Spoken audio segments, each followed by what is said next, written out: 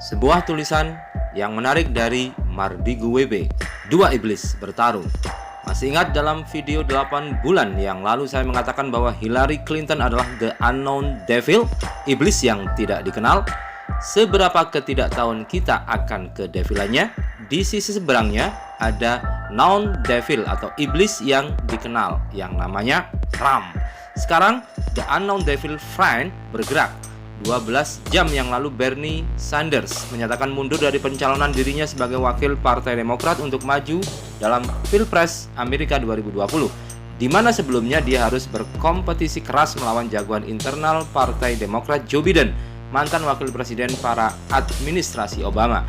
Secara kepopuleran, Bernie jauh lebih populer di mata kaum muda Amerika, di mana idenya akan Green New Deal mendapat sambutan hangat.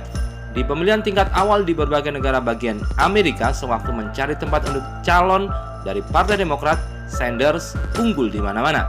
Tapi politik adalah politik, yang punya kepentingan selalu bermain. Oligarki adalah sekelompok orang yang mengendalikan jalannya pemerintahan juga bermain, termasuk di Amerika. Juga plutokrasi atau orang kaya mengendalikan pemerintahan. Itu di mana-mana, selalu bermanuver. Yahudi Zabatai di belakang Partai Republik dan Yahudi Ortodok di belakang Partai Demokrat bermanuver. Kita, walau hanya pengusaha UKM di Indonesia, harus tetap memperhatikan apa yang terjadi di dunia internasional, terutama negara besar seperti Amerika, China, Rusia, Eropa, dan saat ini ditambah Brasil dan India masuk dalam kekeran mata kita. Kebijakan mereka, para global player ini bisa mempengaruhi UKM di Indonesia. Seperti saat ini setelah corona ada badai besar yang akan menghantam Indonesia.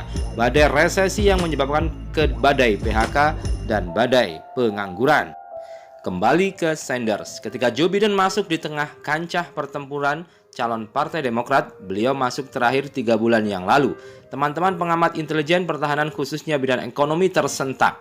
Trump cukup panik. Dia berusaha serang Joe Biden dengan isu anaknya Biden ada skandal di Eropa urusan dunia pharmaceutical. Perhatikan kata pharmaceuticalnya ada tanda petiknya agar Joe Biden tidak masuk ke pencalonan dari Partai Demokrat. Sebentar ya, kita merefresh sejarah sedikit.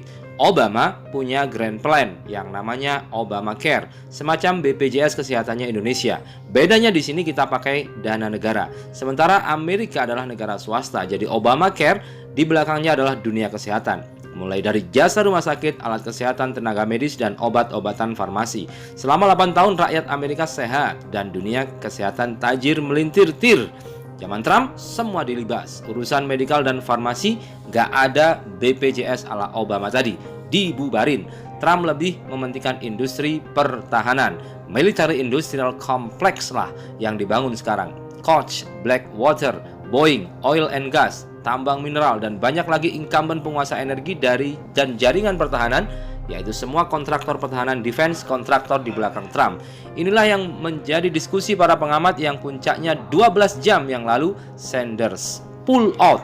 Dunia farmasi di belakang Biden mempengaruhi 300 electoral voter di kursi Partai Demokrat. Mereka maunya Joe Biden, Obama, dan Clinton bermanuver.